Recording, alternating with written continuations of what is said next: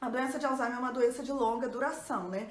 A gente sabe que o idoso, do diagnóstico até de fato o idoso falecer, às vezes vai de 2 a 20 anos, tá? Então, até o idoso chegar na fase avançada da doença, aquele familiar já está cuidando 5, 10, 15 anos.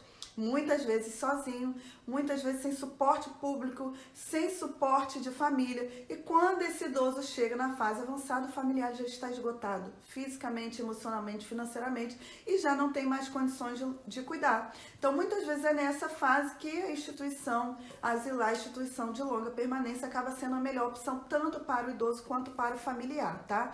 O que pode levar esse familiar a institucionalizar o idoso? Muitas vezes é a história de vida, tá? Eu já tive casos, por exemplo, de pais que largaram a família, traiu ali a mulher, abandonou os filhos, abandonou a mulher, casou com outra, foi morar em outra cidade, em outro estado, sumiu. E aí, de repente, né, passa-se anos, 10 anos, 15 anos, esse idoso é diagnosticado com a doença de Alzheimer. E aí, o que essa segunda mulher faz? Dá no pé, some, e aí esse idoso volta para quê? Volta para a família. Em alguns casos, né, os filhos que já há longo tempo já não estão acostumados, já não lidam com aquele idoso, né, já tem uma questão emocional, já tem as decepções com aquele idoso, conseguem dizer não.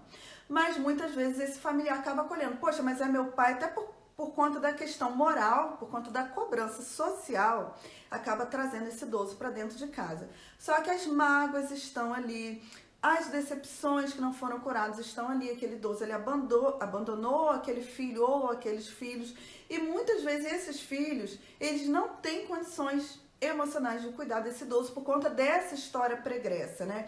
Então, muitas vezes você que é profissional de saúde, às vezes você vê um idoso que chega dentro de um hospital, e aí o familiar vai lá, dá uma comida, dá um almoço, vai embora e não fica.